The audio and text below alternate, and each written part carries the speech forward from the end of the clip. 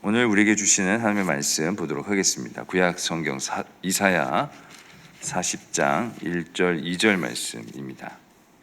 제가 가지고 있는 구약 성경 1014면에 있는 이사야 40장 1절 2절의 두 절의 말씀, 다 같이 한 목소리로 하나님의 말씀을 봉독하도록 하겠습니다. 너희의 하나님이 이르시되 너희는 위로하라, 내 백성을 위로하라. 너희는 예루살렘의 마음에 닿도록 말하며 그것에게 외치라. 그 노역의 때가 끝났고 그 죄악이 사함을 받았느니라. 그의 모든 죄로 말미암아 여호와의 손에서 벌을 배나 받았느니라 할지니라 하시니라. 아멘. 하나님의 말씀입니다. 종종 성도님들을 만날 때가 있습니다. 만나서 그 성도님들이 어렵고 고통스러운 힘든 일들을 말씀을 하곤 합니다. 그래서 그 말씀을 들으면서 저는 그 말씀을 들을 때에 제가 예전에 그분과 비슷한 일을 경험했고 또 잘 해결받았던 그런 일들을 떠올리면서 이렇게 하시면 좋을 것 같다라고 하는 그런 생각과 함께 또 그렇게 말씀을 이렇게 드리곤 합니다. 한 권사님이 저를 찾아오셨는데 권사님이 무릎이 아프신 거예요. 목사님 무릎이 너무 아프다고, 아무래도 잘 걷지도 못하고 참 심적으로 너무 힘들고 어렵다라고 그렇게 말씀하시는 권사님이 있었습니다. 그 이야기를 들으면서 저는 이렇게 대답하는 거죠. 권사님, 어느 병원에 어느 교수님 가면, 그분한테 가면 참 수술 잘하시고 금방 낫게 될 거라고. 저도 그분한테 수술 받았는데, 그 교수님한테 수술 받았는데 명이시라고. 권사님 깨끗하게 잘 치료받고 진료받으시면 낫고 또 잘 걸어 다니실 수 있을 거라고 그렇게 이야기를 드린다는 거죠. 물론 그 권사님께서 그러한 대답을 들으시면서 그런 좋은 분이 계셨구나, 물론 그렇게 생각하실 수도 있겠지만은 사실 그분은 그 무릎에 어떤 의사가 좋은지를 여쭈려고 저를 찾아온 것이 아닙니다. 그 마음의 고통과 또 무릎이 아파서 마음에 당한 그 상처로 인해서 그저 좀 위로받고 싶은 마음에 아마도 저를 찾아오신 것이죠. 그런데 저는 그러한 어떤 의사가 좋고 이렇게 하면 문제가 잘 해결될 것 같습니다, 해결될 거예요 라고 이야기하면서 그 문제의 답을 또한 해답을 주면서 저 스스로가 대견하게 생각하는 그러한 제 모습을 발견하고는 합니다. 사실 그 권사님은 함께 공감해주고 위로받고 싶으셔서 저를 찾아오셨을 텐데, 그저 위로가 필요해서 오신 것일 텐데 저는 그렇게 대답했던 것입니다. 이러한 모습은 저만 그런 것이 아닙니다. 감기에 걸린 한 여성분이 있었는데 그 여성분이 병원을 찾았다는 거죠. 병원에 가서 진료를 받고 의사 선생님에게 이제 본인의 증상을 이야기하고 진료를 다 받았는데도 불구하고 무슨 이야기가 남아 있는지 그저 진료실을 안 나가고 있었다고 합니다. 그래서 의사 선생님이 물어봤다는 거죠. 뭐 더 하실 말씀이 있으세요? 라고 물어봤더니 이분이 이렇게 이야기하는 겁니다. 선생님, 저 사실은 제가 갑상선 암에 걸렸어요. 갑상선 암에 걸렸는데 지금 당장은 수술하지 못하고 암이 너무 작아서 석 달 후에 다시 검사를 해서 그 암이 자라면 그때 수술을 하자고 그런 이야기를 들었습니다 라는 이야기를 하는 겁니다. 그 이야기를 듣고 이제 의사 선생님이 그렇게 대답하는 겁니다. 갑상선 암이 순한 암이라고 해도 참 마음이 상하셨겠어요. 참 힘드시겠어요. 또 석 달이나 기다리려고 하면 얼마나 고통스럽고 얼마나 힘드시겠어요. 그렇게 이야기를 했다는 거죠. 그 이야기를 들은 그 여성분이 그냥 눈물을 쭉 흘린다는 거죠. 남편도 그 뭐 갑상선 암, 그건 암도 아니라고, 괜찮다고, 그런 거는 어디 걸려서 암 걸렸다라고 이야기할 것도 아니라 아주 순한 암이고 그냥 잘 지내면 된다라고 남편도 그렇게 이야기하니까 본인 스스로도 그렇게 내색하지 못하고 힘들어하지 못하고 어떨 때는 혼란스럽기도 하고 무섭기도 한데 사람들이 뭐 그런 걸로 걱정하냐고 그렇게 이야기할까 봐 속 시원히 말도 못했다는 거죠. 그런데 오늘 선생님을 만나서 처음으로 저를 그렇게 위로해주고 제가 참 제 마음을 알아주는 선생님을 만나서 너무 위로가 된다고 하면서 눈물을 계속 흘리더라는 거죠.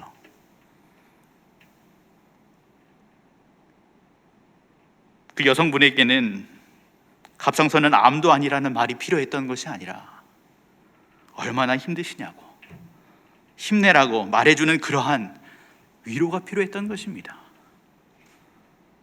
그렇습니다. 우리 모두는 위로가 필요합니다. 저와 여러분 여기 있는 모든 사람들 위로가 필요 없는 사람은 아무도 없습니다. 정말 오늘날 우리가 사는 시대는 하나님의 위로하심이 정말 필요한 때입니다. 새로운 대통령이 선출되어서 새로운 정권으로 나라가 안정되기를 바랬지만 어떻습니까? 여전히 너무나 혼란하고 너무나 어지러운 그런 시대를 살아가고 있습니다. 경제적으로는 어떠합니까? 금리가 오르고 물가는 계속 올라간다고 합니다. 사람들은 불안에 떨고 고통과 불안은 정말 갈 때까지 가는 것 같습니다. 또 코로나가 재확산된다는 그러한 말까지 계속 나오고 있습니다. 우리나라뿐만이 아니라 국외적으로 어떻습니까? 우리 권사님 기도하신 것처럼 도처에 우크라이나에 있는 그런 전쟁이 이제 끝날 기미가 보이지 않고 또 세계 곳곳에 고온 현상으로 정말 우리가 상상하지 못한 그러한 고온 현상으로 인해서 많은 사람들이 어려움을 당하고 있습니다. 타이완을 가운데 두고 중국과 미국이 또 막 대립을 하고 있고 국외적으로도 참 많은 문제와 어려움이 있는 그러한 시대를 살아가고 있습니다. 우리 주변 사람들은 어떻습니까? 개인적인 삶의 현실 가운데도 실직을 당한 사람들도 있고 또 경제적으로 파산한 사람들도 참으로 많이 있습니다. 질병으로 고통을 당한 사람들도 너무나 많이 있습니다. 큰 시험을 당해서 잠을 이루지 못하는 사람도 있고 정말 내가 믿고 사랑했던 사람들로부터 배신당해서 눈물 흘릴 수밖에 없는 그런 안타까움에 하나님 앞에 부르짖는 그런 삶을 살아가는 사람들 또한 우리 주변에 너무나 넘쳐나고 있습니다. 코로나 백신 맞고 그 후유증으로 인해서 괜히 백신 맞았다고 고생하는 그러한 사람들, 아니 더 나아가 백신을 맞아 심지어 자신의 가족 중에 생명을 잃어버리는 그러한 아픔, 그런 안타까움을 안고 살아가는 사람들이 우리 주변에 있는 것이죠. 그 외에도 우리 위로를 받아야 할 사람들이 너무나 많습니다. 스스로를 위로해도 위로가 되지 않고 다른 사람들이 위로해도 위로가 되지 않는 그러한 일들을 겪으며 우리는 살아가고 있는 것입니다. 오늘 본문의 이스라엘 백성들도 그렇습니다. 오늘 본문의 이스라엘 백성들 나라가 망했습니다. 본인이 살던 집이 다 불타고 성전도 불타고 많은 사람들이 죽임을 당했습니다. 당시에 유대 나라를 점령한 바벨론은 그 당시에 왕이었던 시드기가 그 왕이 보는 앞에서 그 아들들을 다 죽여버렸습니다. 그리고 나서 그 왕의 눈을 빼고 쇠사슬로 결박해서 개를 끌듯이 바벨론으로 끌고 가 죽는 날까지 옥에 가두었습니다. 너무나 비참합니다. 바벨론은 쓸만한 사람들을 다 포로로 잡아갔습니다. 이스라엘 백성들은 바벨론에서 짐승 이하의 취급을 받으면서 내 하나님이 어디 있느냐, 너희가 믿는 하나님이 어디 있느냐라고 조롱받고 그러한 짐승 같은 취급을 받으며 살아가고 있습니다. 좀처럼 위로가 통하지 않는 그러한 현실 속에 살아가고 있습니다. 그러한 때에 오늘 본문 말씀에 하나님께서 이러한 백성들을 위로하시겠다라고 오늘 하나님은 말씀하고 계십니다. 하나님께서는 이사야 선지자로 하여금 고난 중에 있는 그 유다 백성들에게 위로의 메시지를 전하게 하셨습니다. 오늘 본문 1절 말씀에 너희 하나님이 이르시되 너희는 위로하라, 내 백성을 위로하라 라고 그렇게 말씀하고 있습니다. 위로하라라고 하는 이 말씀을 2번이나 해주고 계시는 것입니다. 지금 이스라엘 백성들에게 가장 필요한 것은 바로 위로라고 하는 이러한 사실을 강조하시면서 내 백성을 위로하라, 위로하라라고 말씀하고 계시는 것입니다. 그렇다면 진정한 위로는 무엇입니까? 우리에게 있어서 하나님의 위로는 무엇입니까? 오늘 본문의 이 위로라고 하는 이 단어는 이러한 뜻을 갖고 있습니다. 곁에서 따뜻하게 말하다, 상처를 싸매어 주다라고 하는 그러한 뜻을 갖고 있습니다. 이스라엘 백성들의 그러한 상한 마음을 싸매어 주고 또 따뜻하게 말해 주라는 것입니다. 그런데 여러분, 무조건 위로만 한다고, 위로 받으라고 말만 하면 그게 위로가 되겠습니까? 뭔가 위로의 근거가 있어야 되지 않겠습니까? 남유다가 바벨론에 멸망한 것은 아하스와 므낫세 혹은 다른 그러한 왕들이 저지른 우상 숭배의 죄악 때문에 그 나라가 망하게 되었습니다. 유다의 왕들이 앞장서서 우상을 섬겼을 뿐만이 아니라 백성들 또한 그들과 따라서 우상을 섬기며 하나님을 멀리하는 그러한 죄악을 범했습니다. 그 결과 하나님의 심판을 받아서 그 나라가 멸망하게 되고 왕과 그 백성들이 다 바벨론으로, 포로로 잡혀가게 된 것입니다. 하나님 앞에 범죄한 그러한 백성들은 하나님의 징벌을 받게 되었습니다. 하지만 회개할 때에 하나님께서는 우리 죄를 사하시고 위로를 베풀어 주십니다. 사실 하나님과의 관계에 있어서 이 죄사함 자체가 가장 큰 위로라고 할 수 있습니다. 그것은 죄사함을 통해서만 하나님과의 막힌 담을 허물고 화해를 이루어 우리 마음의 평강을 이룰 수 있기 때문에 그렇습니다. 오늘 본문 2절의 말씀입니다. 너희는 예루살렘의 마음에 닿도록 말하며 그것에게 외치라. 그 노역의 때가 끝났고 그 죄악이 사함을 받았느니라. 그의 모든 죄로 말미암아 여호와의 손에서 벌을 배나 받았느니라 할지니라 하시니라. 아멘. 하나님께서는 위로의 근거로 무엇을 말씀하시느냐? 바로 죄의 사함을 말씀하고 계시는 것입니다. 이스라엘 백성은 그러한 죄 때문에 그러한 일이 일어난 것이 맞습니다. 그런데 하나님께서는 그 범죄의 대가로 바벨론에 끌려온 그 백성들에게 그 포로 생활을 노역의 때라고 그렇게 말씀하고 있습니다. 노역의 때. 노역이 무엇일까요? 이것을 히브리 원어에 보면 바로 군대의 복무 기간, 전쟁의 기간, 영어 성경으로 이야기하면은 hard service, 그리고 warfare라고 되어 있습니다. 전쟁과 같은 아주 고통스럽고 힘든 그러한 나날들을 복역이라 이렇게 이야기하는 것입니다. 마치 전쟁을 치른 것과 같은 그러한 힘들고 고통스러운 그러한 순간이 이제 끝났다라는 것이죠. 이제 하나님께서는 죄를 추궁하지 아니하시고 너희의 노역의 때가 끝났다, 너희 죄가 사함받았다라고 그렇게 말씀하고 계시는 것입니다. 왜 이 말씀이 위로가 됩니까?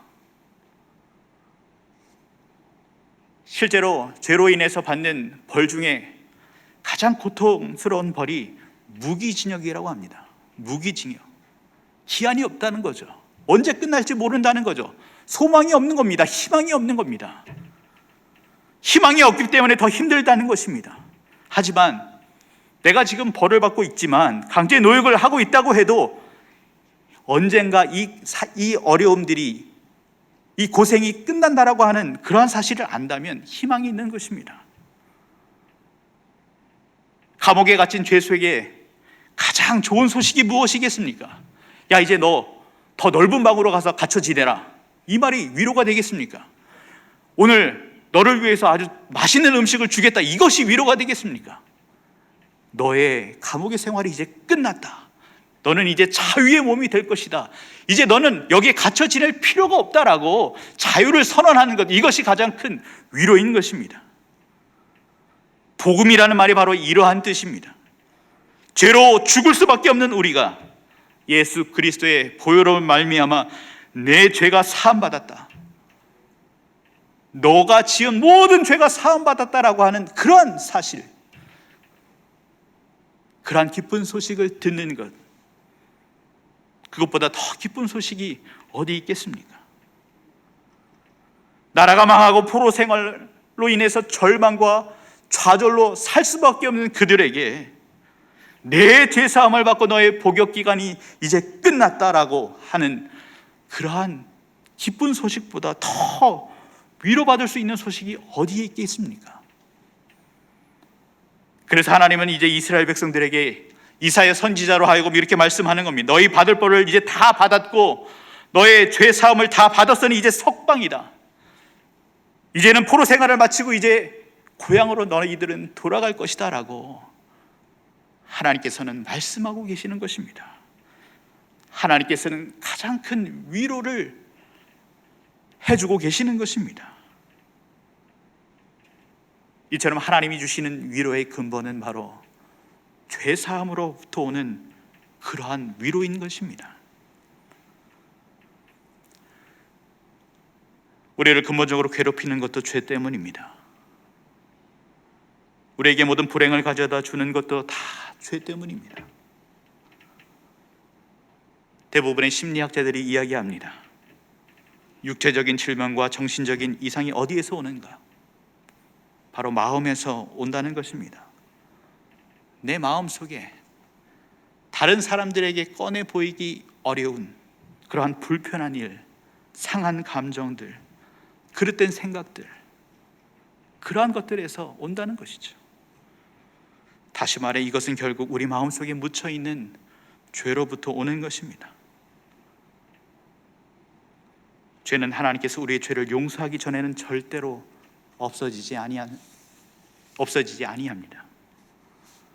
우리 마음속에 있는 죄가 우리를 병들게 하고 우리의 가정을 파괴하고 인간관계를 파괴하고 모든 불행을 가져오게 되는 것입니다. 우리 모든 사람은 죄의 포로가 되어서 죄가 시키는 대로, 죄가 이끄는 대로 더 큰 죄를 지으면서 살다가 파멸되고 마는 것입니다. 사도 바울도 그의 마음을 들여다보았습니다. 로마서 7장 24절에 오호라 나는 곤고한 사람이로다. 이 사망의 몸에서 누가 나를 건져내랴 라고 고백합니다. 여기서 이 곤고한이라고 하는 이 단어는 비참한, 형편없는, 끔찍한 그러한 뜻을 갖고 있습니다. 그의 안에도 주를 위해, 하나님을 위해 사는 그러한 자아가 있고, 또한 죄로 물들 수밖에 없는, 죄로 인해서 범죄하며 악한 행실을 그렇게 나아가는 비참하고 형편없는 그러한 끔찍한 자아가 있음을 고백하고 있다는 것이죠. 이와 같이 죄책감 속에서 시달릴 수밖에 없는 것이 오늘날 우리가 사는 현대인의 모습인 것입니다. 우리가 인정하든 인정하지 않든 우리 마음속 깊은 곳에 자리 잡고 있는 그러한 죄가 우리 인생을 불행하게 만들고 우리 인생을 절망하게 만드는 것입니다. 그러므로 죄의 문제가 해결되기 전에는 근본적으로 위로의 마음이, 진정한 위로가 내 마음에 찾아올 수가 없는 것입니다. 이것은 우리의 노력과 이것은 우리의 방법으로 죄를 속하는 길이 없음을 하나님은 너무나 잘 아셨기 때문에 하나님께서 인간의 죄를 사할 방법을 마련해 두셨습니다. 그것은 바로 하나님께서 죄 없으신 독생자 예수 그리스도를 이 땅에 보내주시고 그에게 온 인류의 죄를 짊어지었습니다. 그래서 세례 요한은 예수를 보며 이렇게 고백하는 것이죠. 보라, 세상 죄를 지고 가는 하나님의 어린 양이로다.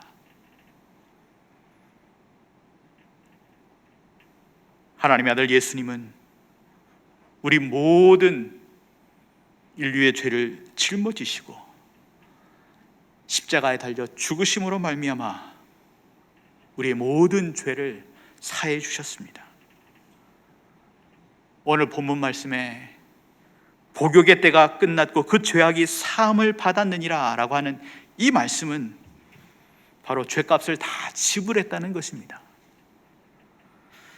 죽을 수밖에 없는 죄인된 우리의 죄값을 우리 주님께서, 예수님께서 십자가에 대신 지불하셔서 내 백성에게 이것을 알려 위로하라 라고 우리에게 동일하게 말씀하고 계시는 것입니다. 예수 그리스도를 통해서 십자가에서 이루신 그 놀라운 이 사실을 믿기만 하면 어떤 죄 가운데서라도 사함을 받으리라 우리 하나님은 말씀해 주셨습니다. 이 약속을 믿고 죄 사함을 받는 그러한 사람만이 참된 위로를 얻을 수 있는 것입니다.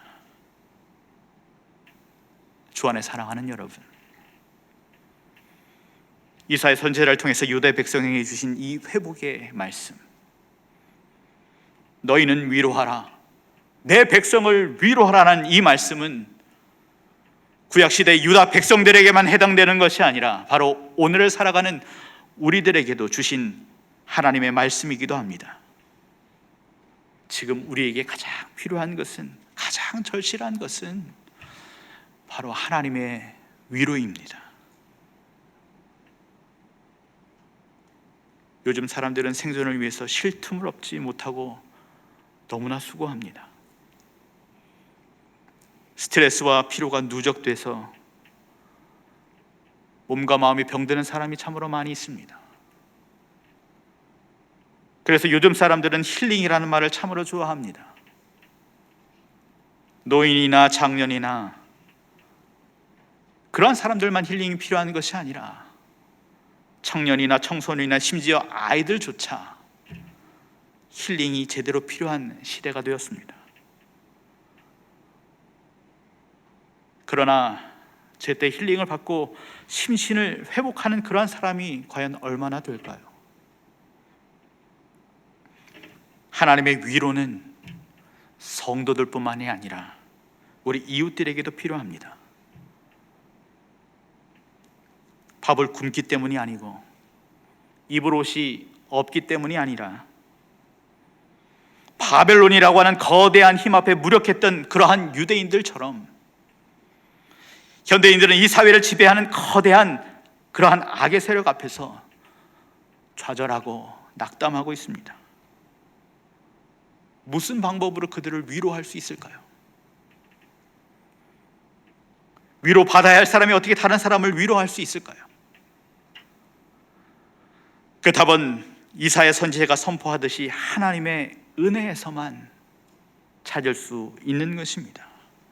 죄를 사하시는 그 은혜, 그 은혜를 충만히 누림으로 그 위로를 얻은 그러한 마음으로 우리가 다른 사람을 위로해 줄 수 있는 것입니다.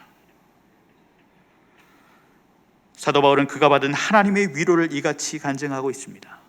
고린도후서 1장 3절에서 6절 말씀에 찬송하리로다 그는 우리 주 예수 그리스도의 하나님이시요 자비의 아버지시요 모든 위로의 하나님이시며 우리의 모든 환난 중에서 우리를 위로하사 우리로 하여금 하나님께 받는 위로로서 모든 환난 중에 있는 자들을 능히 위로하게 하시는 이시로다. 그리스도의 고난이 우리에게 넘친 것 같이 우리의 위로도 그리스도로 말미암아 넘치는도다. 우리가 환난 받는 것도 너희의 위로와 구원을 위함이요 혹 위로받는 것도 너희의 위로를 위함이니 이 위로가 너희 속에 역사하여 우리가 받는 것 같은 고난을 너희도 견디게 하느니라. 하나님을 위로의 하나님으로 고백하면서 그 위로가 예수님으로부터 말미암아 넘침을 말씀하고 있는 것입니다. 사도 바울도 참으로 위로가 필요했던 사람입니다. 참으로 많은 고난과 죽음의 위협으로 고생하며 기진했던 그러한 사람이었습니다. 사도 바울은 그가 당한 고난을 고린도후서 1장 8절에서 9절 말씀에 형제들아 우리가 아시아에서 당한 환난을 너희가 알지 못하기를 원치 않으니 힘에 지나도록 심한 고생을 받아 살 소망까지 끊어지고 우리 마음에 사형 선고를 받은 줄 알았으니 라고 말했습니다. 얼마나 힘들었으면, 얼마나 복음을 증거하는 그러한 사역이 힘들었으면 사형 선고를 받은 줄 알았다라고 그렇게 고백하고 있습니까? 복음을 전하는 그에게 언제나 위협과 언제나 핍박이 뒤따랐고 항상 긴장과 스트레스에 노출되어 있습니다. 그러나 사도 바울은 모든 것을 넉넉히 감당할 수 있었는데, 그것은 바로 하나님의 위로가 넘쳐서 그 모든 고난을 이겨낼 수 있었을 뿐만이 아니라 더 나아가 환난 중에 있는 그러한 사람들을 위로할 수 있었더라고, 내가 그러한 위로의 메신저가 될 수 있었더라고 고백하고 있는 것입니다. 그는 자기의 역량이 탁월해서 그렇게 했다라고 고백하는 것이 아닙니다. 바로 하나님의 위로를 충만히 받은 그 위로함으로 다른 사람을 위로할 수 있음을 그는 고백하고 있는 것입니다. 먼저 자신이 하나님의 위로를 풍성히 받아야 위로를 필요하는 사람들에게 위로를 나누어 줄 수 있는 것입니다. 사도 바울은 극심한 환난 가운데서도 하나님의 위로를 힘입어 구출받은, 또한 생명을 얻게 되어지는 그러한 풍부한 그러한 경험이 많았기 때문에 그는 환난 중에 있는 성도들을 위로해 줄 수가 있었던 것입니다. 주 안에 사랑하는 여러분, 우리도 고통스러운 현실을 만났을 때에 그것을 피해가려고 하는 세상의 수단과 방법을 찾는 것이 아니라 하나님 앞으로 나아가야 될 줄로 믿습니다. 하나님의 위로하심을 충만히 경험해야 될 줄로 믿습니다. 그리할 때에 하나님께서는 모든 환난과 어려움과 고통을 능가하고도 남을 하늘의 위로를 우리 속에 부어 주시는 것입니다. 그 심령에 하나님의 위로가 넘칠 때에 힘들어하는 사람을 우리는 위로해 줄 수가 있는 것입니다. 우리는 먼저 가족과 함께 그 위로를 나누어야 합니다. 힘들어하는 사랑하는 남편과 아내와 자녀와 부모님을 위로해야 합니다. 가족이 서로 이해하고 하나님 주신 위로함으로 그들을 위로해야 합니다. 또한 한 교회에서 신앙생활하는 우리 교우들을 위로해야 합니다. 좋은 일이 생기면 함께 기뻐하고, 힘들고 어려운 일이 있을 때 함께 기도하고 걱정해주고, 혹 예배에 빠진 사람이 있다면 바빠서 그런가 보다라고 할 것이 아니라 혹시 어려운 일을 만난 것은 아닌가, 전화를 걸어 안부를 묻고 또한 위로를 전해주는 그런 삶을 살아야 될 줄로 믿습니다. 또한 앞서 나눴듯이 참으로 위로가 필요한 많은 사람들이 우리 주변에 있습니다. 우리가 그들을 향하여 하나님의 위로의 메신저가 되어져서 그들을 품고 그들을 위로해야 될 줄로 믿습니다. 하나님의 위로를 충만히 받으시기를 바랍니다.